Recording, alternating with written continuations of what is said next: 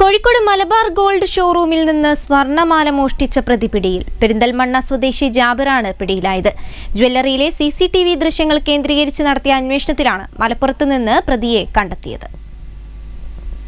മാല വാങ്ങാനെന്ന വ്യാജേന കഴിഞ്ഞ തിങ്കളാഴ്ച രാവിലെ 10:30ഓടെയാണ് ജാബിർ മലബാർ ഗോൾഡ് ഷോറൂമിൽ എത്തിയത്.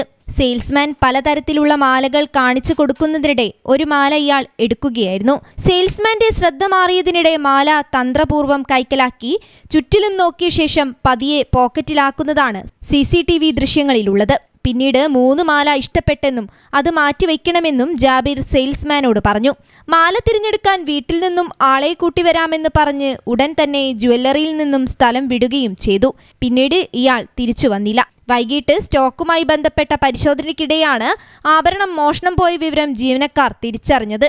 തുടർന്ന് നടക്കാവ് പോലീസിൽ പരാതി നൽകുകയായിരുന്നു. തുടർന്നുള്ള അന്വേഷണത്തിലാണ് പ്രതിയെ മലപ്പുറത്തു നിന്നും പിടികൂടുന്നത്. തെളിവെടുപ്പ് പൂർത്തിയാക്കിയ ശേഷം കോഴിക്കോട് ജുഡീഷ്യൽ ഫസ്റ്റ് ക്ലാസ് കോടതി 4-ൽ ഹാജരാക്കിയ പ്രതിയെ 14 ദിവസത്തേക്ക് ജുഡീഷ്യൽ കസ്റ്റഡിയിൽ റിമാൻഡ് ചെയ്തു. നടക്കാവ് പോലീസ് ഇൻസ്പെക്ടർ N പ്രജീഷിന്റെ മേൽനോട്ടത്തിൽ സബ് ഇൻസ്പെക്ടർമാരായ Leela Vasudevan, Sabunath, senior civil police officer Junais, Rajeesh, civil police ഓഫീസർമാരായ വിജേഷ്, അബ്ദുൾ സമദ് എന്നിവരാണ് അന്വേഷണ സംഘത്തിലുണ്ടായിരുന്നത്. News bureau, Kozhikode.